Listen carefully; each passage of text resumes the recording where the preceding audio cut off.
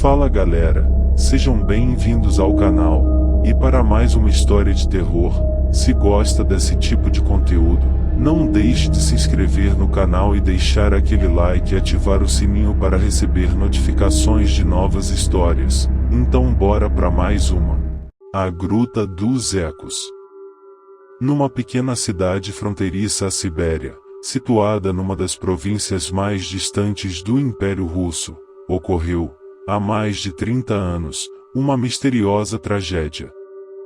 A cerca de 6 verstas da cidade de P, célebre pela beleza selvagem de suas campinas e pela riqueza de seus habitantes, em geral proprietários de minas e fundições de ferro, havia uma mansão aristocrática.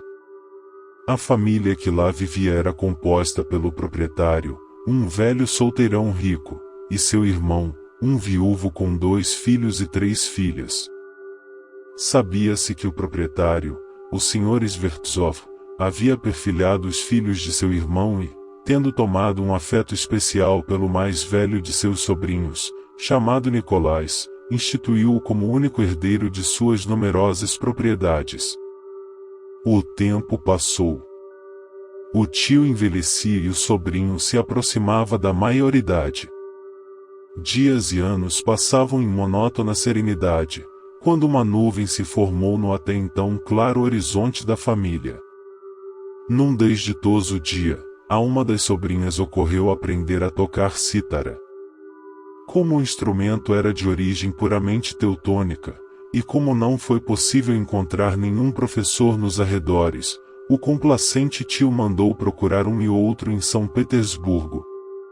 Após uma investigação minuciosa, ele conseguiu encontrar apenas um professor que não via inconveniência em aventurar-se a residir tão perto da Sibéria. Era ele um artista alemão, já idoso, que, distribuindo igualmente o seu afeto entre seu instrumento e a sua filha, e bela e loura, não queria se separar de nenhum dos dois.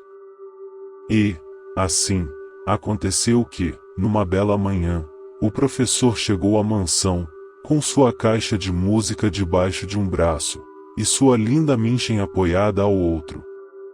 Desde aquele dia, a pequena nuvem começou a crescer rapidamente, pois cada vibração do melodioso instrumento encontrava um eco no coração do velho solteirão. A música desperta o amor, e disse, e a obra iniciada pela cítara foi completada pelos belos olhos azuis de Minchin.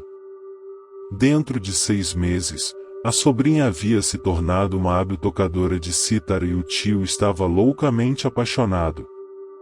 Certa manhã, ele reuniu sua família adotiva, abraçou cada membro com muito carinho, prometeu que se lembraria de todos em seu testamento e, finalmente, desabafou, declarando sua resolução inabalável de se casar com a Minchin de olhos azuis. Então, lançou-se ao pescoço dos sobrinhos e chorou em silencioso arrebatamento. A família, percebendo que herança se lhe escapava, também chorou, malgrado por um motivo bem diferente. Depois de terem pranteado, eles se consolaram mutuamente e trataram de alegrar-se, pois o velho cavalheiro era sinceramente amado por todos. Todavia, nem todos compartilhavam daquela alegria. Nicolás, que também se sentia ferido no coração pela linda jovem alemã, e que, de repente, se via privado dela e do dinheiro de seu tio, não se consolou e nem se alegrou, senão desapareceu por um dia inteiro. Entre mentes, o Sr. Svertzov havia ordenado que preparassem a sua carruagem para o dia seguinte, e comentou-se que ele partiria em viagem para a capital do distrito, a alguma distância de sua casa, com a intenção de modificar o seu testamento. Embora fosse muito rico, administrava pessoalmente as suas propriedades, e mantinha consigo os livros de contabilidade. Naquela mesma tarde, após o jantar, ouviram-no, em seu quarto, a repreender um criado que estava a seu serviço há mais de 30 anos. Esse homem, chamado Ivan, era natural da Ásia do Norte, de Kamchatka. Havia sido criado pela família na religião cristã, e acreditava-se que fosse muito apegado a seu amo. Quando, alguns dias depois, a primeira das trágicas circunstâncias, que irei relatar, atraiu toda a força policial àquele lugar, lembraram que, naquela noite, Ivan estava bêbado, que seu amo, que tinha horror ao vício da bebida, o havia expulsado do quarto, após sová-lo paternalmente e, ainda, que fora visto a sair do quarto tropeçando e proferindo ameaças. Havia, no vasto domínio do Sr. Svertzov, uma estranha caverna que excitava a curiosidade de todos os que a visitavam. Ela ainda existe e é bem conhecida por todos os habitantes de P. Uma floresta de pinheiros começa a uma curta distância do portão do jardim, e sobe, percorrendo íngremes aclives, ao longo de colinas rochosas, as quais abraça com um amplo cinturão de sua vegetação impenetrável. A passagem que leva à caverna, conhecida como Gruta dos Ecos, está situada a meia milha da mansão. Do solar, vê-se a gruta como uma pequena escavação na encosta, oculta pelo mato, embora não tão completamente a ponto de impedir que alguém, situado no terraço do casarão, vislumbre qualquer pessoa que nela penetre. Ao ingressar na gruta, o explorador vê, em seu fundo, uma estreita abertura. Transpondo-a, contempla uma elevadíssima caverna, debilmente iluminada por rachaduras no teto abobadado de 50 pés de altura. A caverna é imensa e poderia acomodar folgadamente de 2 a 3 mil pessoas. Na época do Sr. Svertzov, uma parte dela era ladrilhada, e, no verão, era frequentemente usada como salão de baile em festejos campestres. Tem uma forma ovalada e irregular, e se estreita gradativamente até convolar-se num amplo corredor, que se estende por várias milhas, alargando-se a intervalos e formando outros ambientes tão amplos e elevados quanto o primeiro, mas com a diferença de que não podem ser transpostos a não ser por botes, pois estão sempre cheios de água.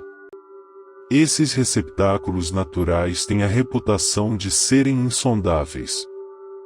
Na margem do primeiro destes canais existe uma pequena plataforma com alguns bancos rústicos, cobertos de musgo, convenientemente colocados, e é nesse local que o fenômeno dos ecos, que dão nome à gruta, pode ser ouvido em toda a sua intensidade.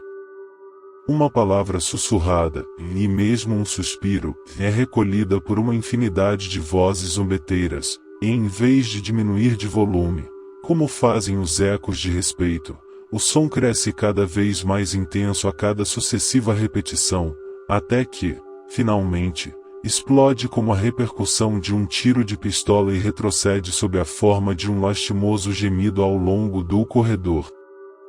No dia em questão, o Sr. Svertzov havia manifestado a sua intenção de dar um baile na gruta, em comemoração ao seu casamento, marcado para uma data próxima.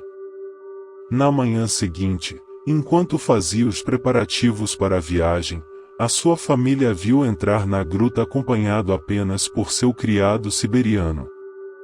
Meia hora depois, Ivan regressou à mansão para apanhar uma caixa de rapé, que o seu mestre havia esquecido, e voltou com ela para a gruta. Uma hora depois, a casa inteira se pôs em alvoroço com os berros do criado. Pálido e gotejando, Ivan precipitou-se como um louco e declarou que o Sr. Svertzov havia desaparecido, pois não o encontrara em canto algum da caverna.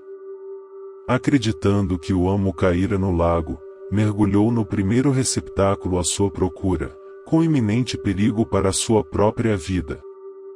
O dia passou sem que as buscas pelo ancião oferecessem qualquer resultado.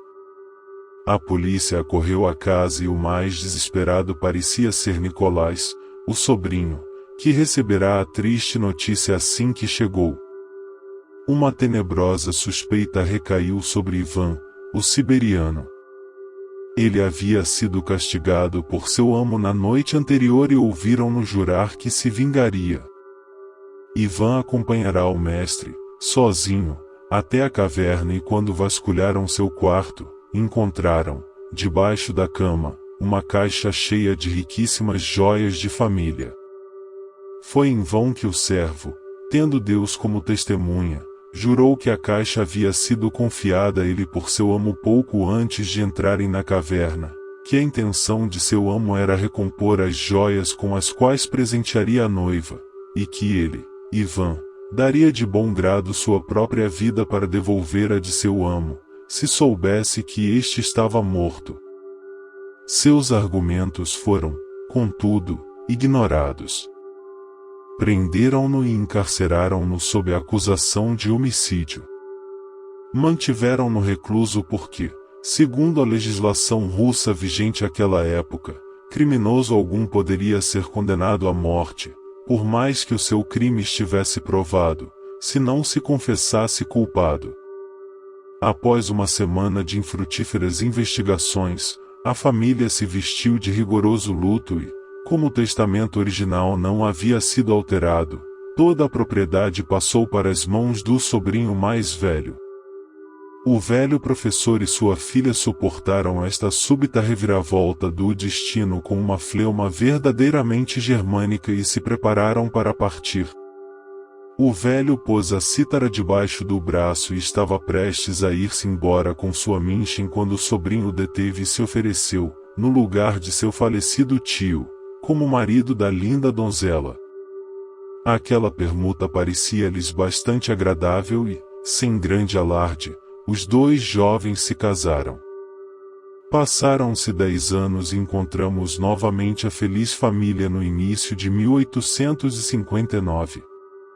A linda Minchin havia ficado gorda e sem encantos. Desde o dia do desaparecimento do ancião, Nicolás tornara-se rude, retraído em suas maneiras, e tal mudança surpreendeu a muitos, pois nunca mais o viram sorrir. Parecia que o único objetivo de sua vida era encontrar o assassino de seu tio, ou melhor, fazer Ivan confessar o seu crime. Mas esse homem ainda persistia em alegar inocência. O jovem casal tivera apenas um filho e, sem dúvida, era uma criança muito estranha. Pequeno, delicado e sempre enfermo, parecia que a sua vida estava sempre por um fio. Quando as suas feições estavam em repouso, parecia-se tanto com o velho tio que, muitas vezes, os membros da família afastavam-se dele apavorados. A face pálida e enrugada parecia de um velho de 60 anos sobre os ombros de um menino de 9. Nunca era visto a sorrir e a brincar.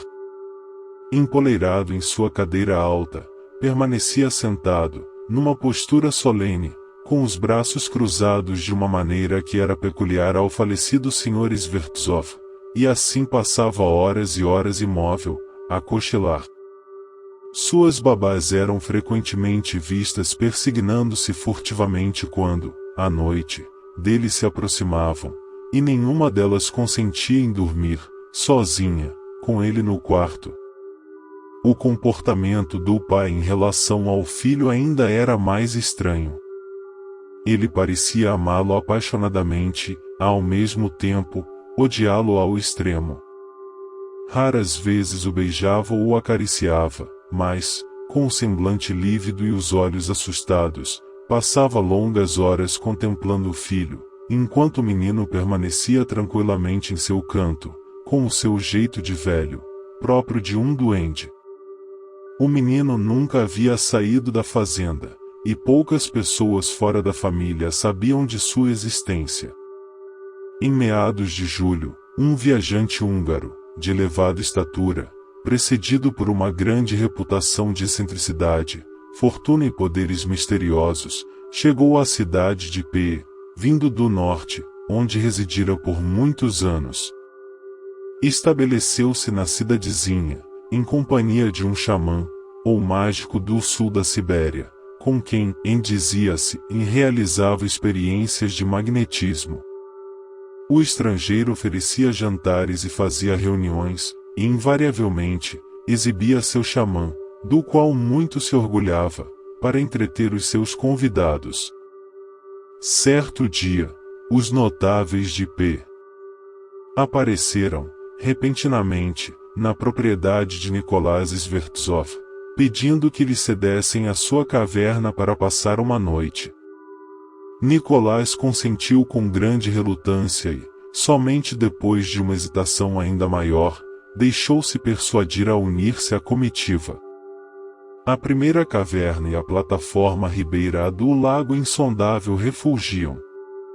Centenas de velas e tochas, de chamas cintilantes, metidas nas fendas das rochas, iluminavam o ambiente e afugentavam as sombras dos ângulos e reentrâncias onde elas se escondiam, há muitos anos, sem serem perturbadas. Nas paredes, as estalactites chispavam intensamente, e os ecos adormecidos eram repentinamente despertados por uma alegre confusão de risos e conversações. O xamã, a quem o seu amigo e patrão não perdia de vista por um momento sequer, estava sentado num canto e, como de costume, hipnotizado, encarrapitado numa rocha saliente a meio caminho entre a entrada e a água. Com seu rosto amarelo-limão, cheio de rugas, seu nariz achatado e barba rala, ele parecia bem mais um horrível ídolo de pedra do que um ser humano. Muitos dos presentes se aglomeravam ao seu redor, recebendo precisas respostas às perguntas que lhe eram dirigidas, pois o húngaro submetia de bom grado seu vassalo magnetizado a interrogatórios. De súbito, uma senhora observou que, na mesma caverna, o Sr. Svertzov havia desaparecido há 10 anos. O estrangeiro pareceu interessar-se pelo caso e procurou saber o que havia acontecido. Por conta disso, procuraram Nikolás na multidão e o conduziram diante do grupo de espectadores. Como anfitrião, era-lhe impossível recusar-se a contar a história requistada.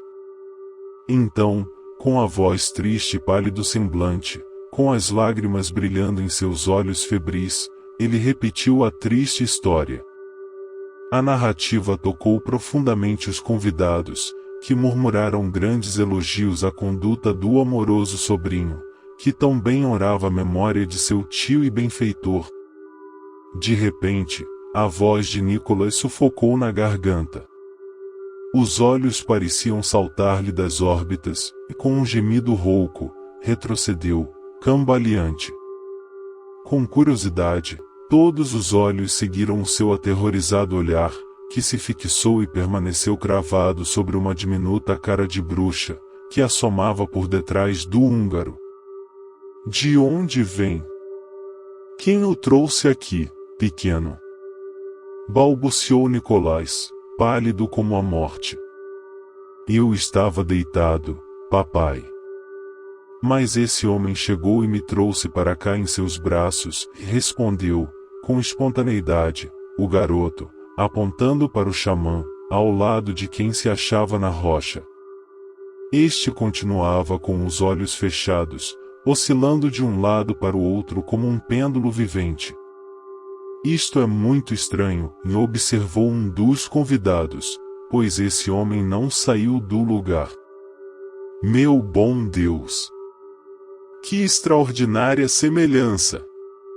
Murmurou um antigo vizinho da cidade, amigo da pessoa desaparecida.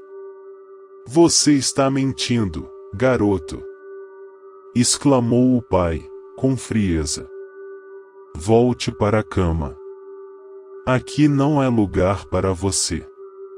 Vamos, disse o húngaro, interpondo-se com uma expressão estranha no rosto e envolvendo com os seus braços a delicada figura da criança. O pequeno viu o duplo do meu xamã, que com frequência vaga a grande distância de seu corpo, e tomou o espectro pelo próprio homem.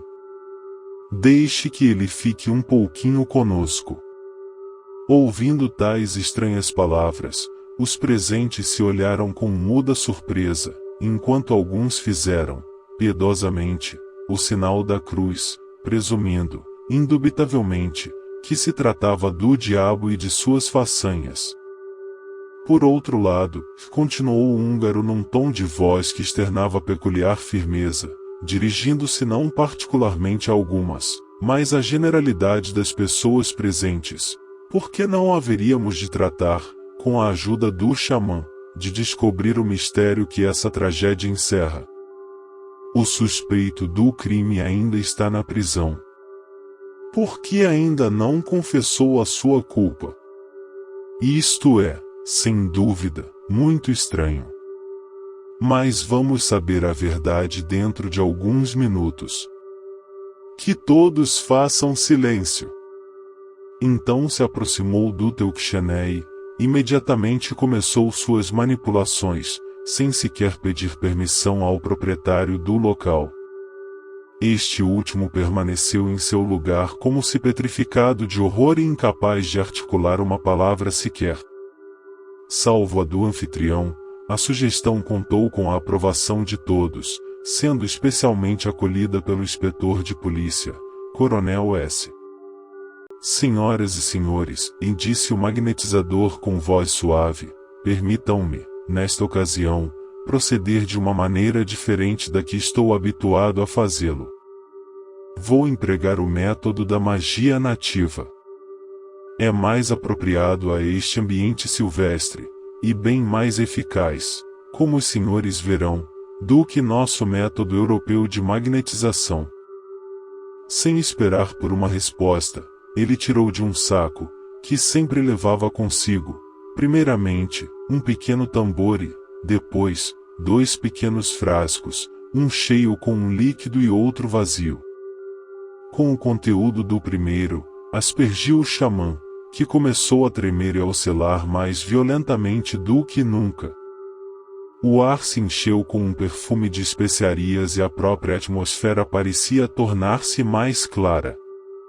Então, para horror dos presentes, ele se aproximou do tibetano e, tirando de um bolso um punhal em miniatura, mergulhou a lâmina de aço em seu antebraço e retirou o sangue, que ele recolheu no frasco vazio.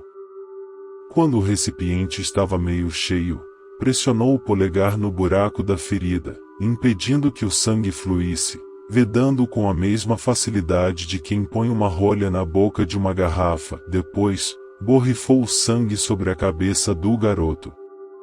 Em seguida, pendurou o tambor ao pescoço e, com 2 baquetas de marfim, cobertos de signos e letras mágicas, ele começou a tocar uma espécie de rataplã para atrair espíritos, segundo dizia. Os espectadores, meio surpresos, meio aterrorizados com este procedimento extraordinário, aglomeraram-se ansiosamente em torno dele, e, por alguns momentos, reinou um silêncio de morte em toda a imensa caverna. Nicolás, com um semblante tão lívido quanto de um cadáver, ficou sem palavras. O magnetizador havia se colocado entre o xamã e a plataforma, quando se pôs tocar o tambor lentamente. Os primeiros rufos foram como que abafados, e vibraram tão suavemente no ar que não despertaram eco algum, mas o xamã apressou o seu movimento de vai-vem, e o menino se mostrou inquieto. Então, o tocador de tambor principiou um cântico lento, baixo, solene e impressionante. À medida que aquelas palavras desconhecidas saíam de seus lábios, as chamas das velas e dos archotes ondulavam e flutuavam, e se punham a bailar ao compasso do cântico. Silvava um vento frio, vindo dos corredores sombrios, que se estendiam para além da água, e deixava atrás de si um eco lamuriante. Depois, uma espécie de névoa, que parecia brotar do chão e das paredes rochosos, se condensou ao redor do xamã e do menino. Em torno deste, a aura era prateada e transparente, mas a nuvem que envolvia o xamã era vermelha e sinistra. Aproximando-se da plataforma, o mago deu umas batidas mais fortes no tambor e estes repiques foram ampliados num eco de efeito aterrorizante. Retumbava de perto e de longe com um estrondo incessante. Um estrondo cada vez mais ruidoso sucedia a outro, até parecer-se o formidável estrépito com o coro de 1000 vozes de demônios que se elevavam das profundezas insondáveis do lago. A própria água, cuja superfície, iluminada pelas muitas luzes, até então era plana como vidro, ficou repentinamente agitada, como se uma poderosa rajada de vento houvesse percorrido a sua superfície imóvel. Outro cântico, outro repique do tambor, e toda a montanha tremeu até seus alicerces, com estrondos semelhantes a formidáveis tiros de canhão, disparados nos escuros e intermináveis corredores. O xamã ergueu-se 2 metros no ar e, oscilando, a mover a cabeça de um lado para o outro, permaneceu sentado no ar, suspenso como uma aparição. Todavia, a transformação que, então, se operou no menino gelou de terror todos os que testemunharam aquela cena. A nuvem prateada, que rodeava o menino, parecia levantá-lo no ar, mas, ao contrário do xamã, os seus pés não abandonavam o chão. O menino começou a crescer, como se a obra dos anos fosse miraculosamente realizada em poucos segundos. Tornou-se um adulto alto, e suas feições senis se fizeram cada vez mais velhas, assim como seu corpo. Mais alguns segundos, e a forma juvenil desapareceu completamente, absorvida em sua totalidade por outra individualidade diferente. E, para horror dos espectadores, que conheciam sua aparência, esta individualidade era do velho Sr. Svertzov, que tinha em sua têmpora uma grande ferida aberta, da qual caíam grossas gotas de sangue. O fantasma se moveu em direção a Nicolás e se pôs à sua frente, enquanto este, com os cabelos eriçados e os olhos de um louco, olhava o próprio filho, inesperadamente transformado em seu tio. O silêncio sepulcral foi interrompido pelo húngaro que, dirigindo-se ao menino fantasma, lhe perguntou, com voz solene: em nome do grão-mestre, de aquele que pode realizar todas as coisas, diga-nos a verdade e nada mais que a verdade. Espírito intranquilo, você sucumbiu por acidente, ou foi covardemente assassinado? Os lábios do espectro se moveram, mas foi o eco que respondeu em seu lugar, dizendo, com lúgubres ressonâncias: assassinado! Assassinado! Assassinado! Onde? Como? Por quem? Perguntou o conjurador. A aparição apontou com o dedo para Nicolás.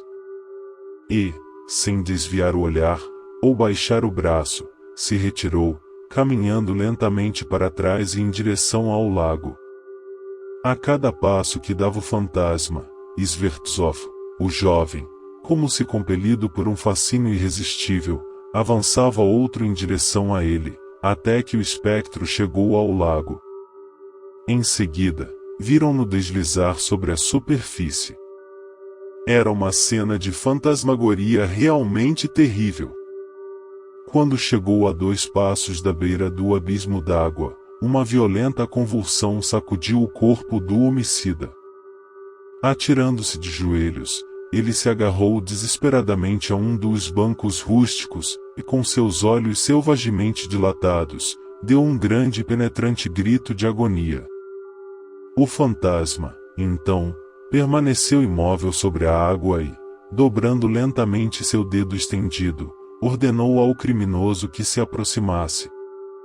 Agachado, presa de terror abjeto, o desgraçado gritou até que a caverna ecoasse repetidamente: não fui eu. Não. Eu não o assassinei. Então se ouviu uma queda. Era o menino que aparecia sobre as águas escuras, lutando pela vida, no meio do lago, vendo-se a imóvel e terrível aparição inclinada sobre ele. Papai! Salve-me, papai! Estou me afogando! Exclamou uma débil voz lastimosa, em meio ao ruído dos ecos zombeteiros. Meu filho! gritou Nicolás, com a entonação de um louco, e erguendo-se num salto. Meu filho! Salve-o! Sim, eu confesso. Eu sou o assassino. Fui eu quem o matou. Outra queda em água, e o fantasma desapareceu. Com gritos de horror, os espectadores precipitaram-se à plataforma, mas seus pés se cravaram, repentinamente, no chão quando viram, no meio dos redemoinhos, uma massa esbranquiçada e informe entrelaçando, num abraço apertado, o assassino e a criança, que afundavam lentamente no lago insondável. Na manhã seguinte, quando, após uma noite de insônia, alguns dos participantes visitaram a residência do cavalheiro húngaro, encontraram-na fechada e deserta. Ele e o xamã haviam desaparecido. Muitos são os habitantes de P. que ainda se lembram do caso. O inspetor de polícia, Coronel S., morreu alguns anos depois com a inabalável certeza de que o nobre viajante era o diabo. A consternação geral cresceu ainda mais quando a mansão Svertzov consumiu-se em chamas naquela mesma noite. O arcebispo realizou a cerimônia do exorcismo, mas aquele lugar é considerado amaldiçoado até hoje. Quanto ao governo, este investigou os fatos e ordenou silêncio. Fim. Se gostou, deixa o like e não esqueça de se inscrever no canal.